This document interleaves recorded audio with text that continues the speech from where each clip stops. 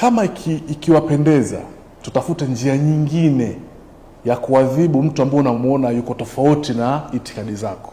Kwangu mimi nikisema nizungumzie upande wa wasanii, naona ni msanii ambaye ameadhibiwa kwa kosa la kujitafutia riziki.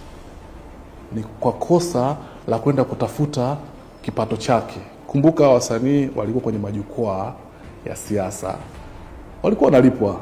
Huo ndio kweli, mimi najua walikuwa wanalipwa. Hamna msanii ambaye alikuwa afanya kazi bure. Kwa hiyo maana yake ameenda kujitafutia riziki, sisi tunamwadhibu kwa sababu anaenda kutafuta riziki yake. Lakini pia msanii anayo haki ya kuchagua chama, kama nilivyomtaja hapa Sugu. Sugu ni msanii, lakini amechagua chama ambacho anakifanyia kazi. Nay tena Nay Mitego, naomba roho usikae kimya. Nay ni msanii na ni kijana wangu. Yeye mwenyewe atathubutu kabisa au atakiri kabisa mimi ni mmoja kati ya watu nimemjenga Nay kuanzia anaanza kwenye muziki.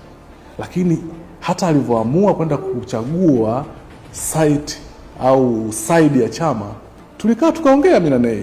Nikamwambia Nay, mimi nikifanya muziki na focus na muziki. Akaniambia bro, naelewa, lakini mimi niruhusu nifanye itikadi zangu kwenye chama kingine. Nikamwambia sawa.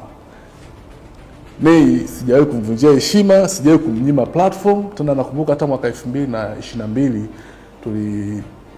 tulipata nafasi ya kufanya kampeni ya kuhamasisha watu kuchanja baada ya ile janga la COVID, na one of my taasisi ilipewa hiyo kazi. Muziki ubaki kuwa muziki, tuweke itikadi zetu pembeni, tuhakikishe muziki unasimama kama muziki, tuhakikishe wasanii wetu wanafanya kazi kama wasanii, wawe free, wawe huru, wachague chama chao, tusiwapangie.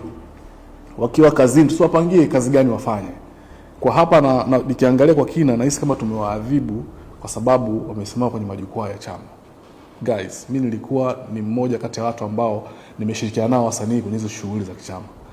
Boda wengi mlikuwa mnakusanya watu kuja kwenye hiyo mikutano. Vipi na nyinyi tuwafungie?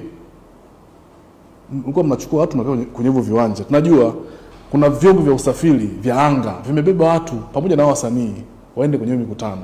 Vipi na nyinyi tuwafungie? Wako mama ntilie walitengeneza vyakula huko mikoani, na wenyewe tuwafungie?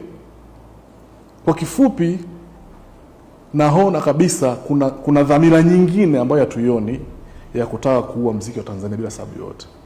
Kama ni issue ya chama, hii ni chama, wamelipwa, wamefanya kazi kama watu wengine wote, tumalize, tuendelee shughuli zetu.